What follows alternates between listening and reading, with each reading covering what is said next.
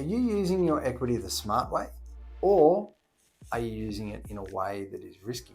Well, what I see is property investors not being able to correctly calculate their equity, but also not accessing it in the correct structure to be compliant with the ATO. Getting it wrong can make or break your investment property portfolio.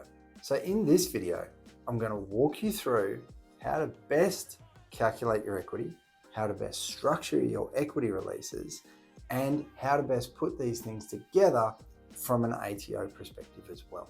And I'll help you avoid any kind of traps that I see investors fall into regularly.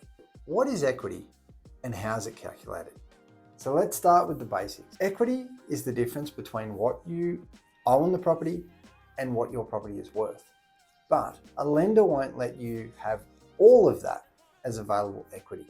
Available equity is usually 80% of the value of your property minus whatever it is that you owe. So in an instance where you have an $800,000 property, a lender will enable you to borrow $640,000 against that. If you currently owe $400,000 against that, then the available equity is going to be $240,000. You can, of course, have a higher usable equity amount than that if you are prepared to pay lender's mortgage insurance, but for most investors, this can be avoided. Now, once you've obtained how much equity that you can access, then it's a case of what you can use it for. In most people's situation, that is the deposit and the costs associated with the purchase of a new property. Or it might be the deposit and costs and some renovation money that could be used towards a new property. Or you could use your equity for shares or some other form of investment. So once you've ascertained exactly how much equity you can get your hands on, then it's a case of what structure should you use and what product should you use to be able to borrow those funds. There's two main ways that you can do it. So number one, you could do a top up, right? Which is where you increase your current borrowings up to the 80% of the value of the property. The second way is you can do a second loan split in order to access that equity. Now, when you chat to a broker or a branch, the first option will seem like the easiest one. Your loan account details don't change. Usually you can lodge online through the lender's internet banking. Usually you can sign your letter of variation online, and most of the time you can go from loan application to loan approval and even loan drawdown with the money in your bank account within the space of about 2 weeks. Now, although that's really convenient and really fast, it's appropriate if you're accessing the equity for whatever the purpose of the original loan was, i.e. owner-occupied or personal debt. But if you're looking to borrow for investment, what you need is a separate loan split altogether, and that separate loan split should have its own account number, potentially should have its own offset account, should have its own direct debit set up, so it's a completely separate facility from your main home loan.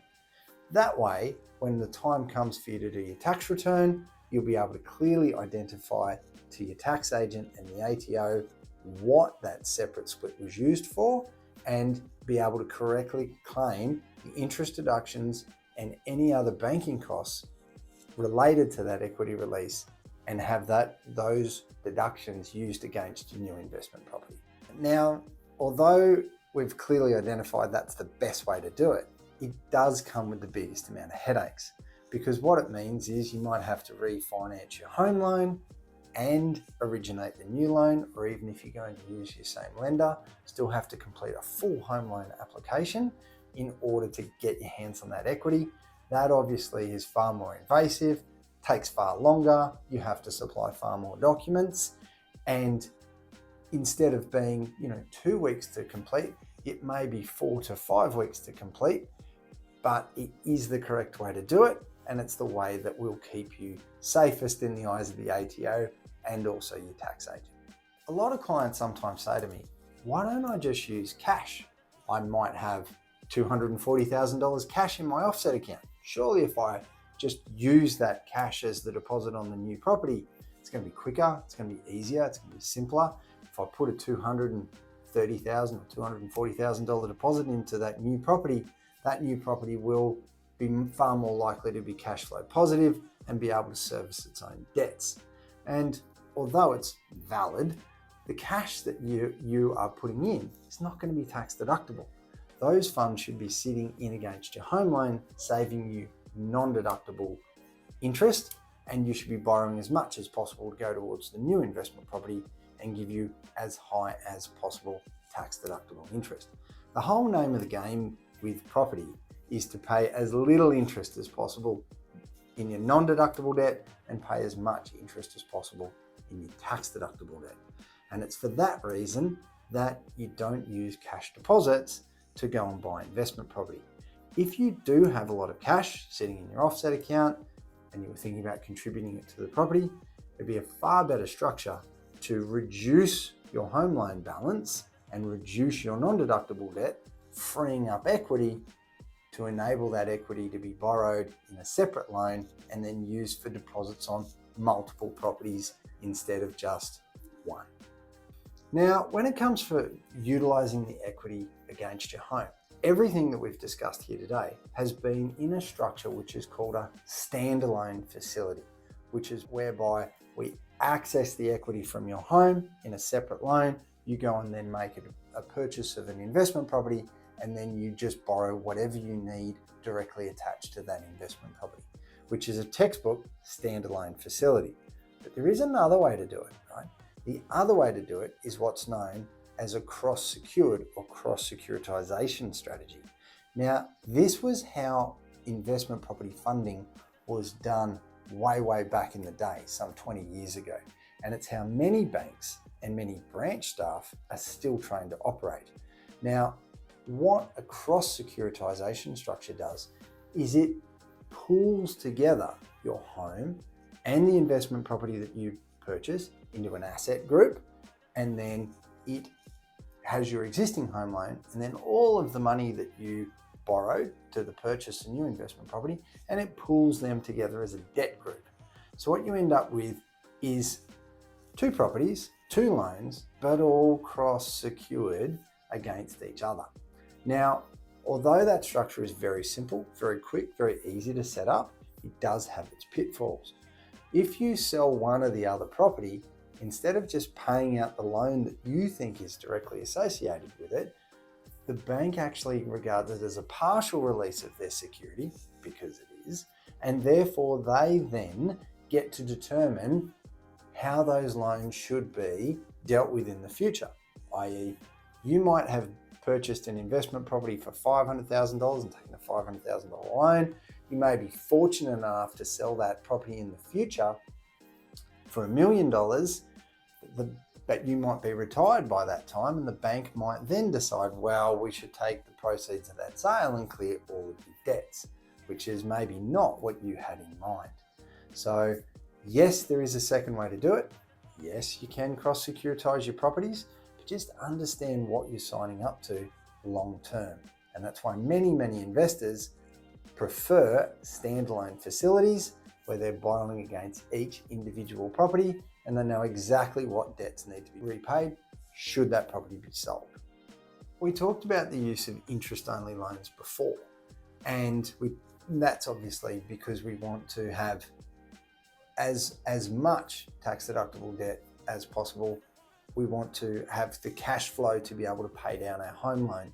But there is another reason why we usually use an interest-only loan as our equity release loans. And that's because good property investors are prepared very early. We want to know exactly how much equity we can extract, and we want to have our pre-approval ready to go, but we don't actually know when we're going to find the ideal property. We might find the ideal property in a couple of weeks. We might find it in a couple of months. It may not arrive for a year. Now, if we have the equity release loan borrowed on interest only, we can have all those funds sitting in redraw or sitting in offset, meaning that we are paying zero interest until we actually use the funds. If we had our equity release on principal and interest, repayments would kick in as soon as that loan came to fruition. So I usually say to property investors first time out, imagine this. Imagine we're putting a $200,000 or $300,000 credit card attached to your home. Most people get that analogy really quickly because they understand that when you have a $10,000 credit card and you haven't used it, you don't make any payments. And that's what that interest-only loan is like. So the importance of setting it up correctly, having an interest-only, having redraw or offset so we can park those funds back in there until we use them, becomes a really essential part of the process. Quite often I get asked by clients, well, if I use the equity from my home to go and purchase an investment property, I thought that one day I would have the title to my property, and I guess I'm foregoing that because I'm using that property as security for something else. How do I one day get the title back to my home if I have used it to secure all these other investment properties? The answer to that is relatively simple. So if you look at the maths of what you're asking for there, if you've obtained 20% deposit for the investment property and you're buying properties that, let's say, go up in value by 5% per year, therefore in about 5 years' time, you should have more than sufficient equity in that investment property to be able to refinance it and potentially absorb the equity or that equity loan that you used against your home over onto the investment property, therefore unencumbering or releasing that loan on your home. And that's the goal. That's what we try to accomplish. Many times when you look at purchasing an investment property, you will borrow the equity release against your home and you'll borrow the new property that you've purchased on maybe a 5-year interest-only term. And when we get to the end of that 5-year interest-only term, what we're trying to do is do a refinance of that interest-only loan to reset the term, but also to shift the equity release back onto the property that it was originally borrowed for. And that then unencumbers your home. So lastly, what's the end goal of using equity in our property? Using equity in your property does come with a degree of risk. Okay, you're borrowing more money from the bank and you're giving them access to more of your property. Now, why would you do it? The argument is that it's for an increased rate of leverage, and that increased rate of leverage has a higher rate of return. So with risk comes reward. The ability to take that little bit of equity, that $200,000 available equity that you've got in your home, and go and leverage that into maybe a $700,000 or $750,000 property, means that you're benefiting and getting the capital growth on the $750,000 property. And the only thing that you've really contributed to that $750,000 property is your negative gearing contributions or your contributions to service the interest as time goes along. Now that's giving you a very high degree of return on that investment property. Also, it means that from a position of safety, if that investment doesn't go so well and you decide to sell it and you sell it for what you paid for it, you close out the loans that you obtained, both the loan to purchase and the equity release, and you return yourself to the starting position. So has pretty high upside with relatively low downside when done correctly. So if you're interested in having a chat with someone about how to use your equity in the correct structure and how to maximize your options as a property investor, then click on the link below.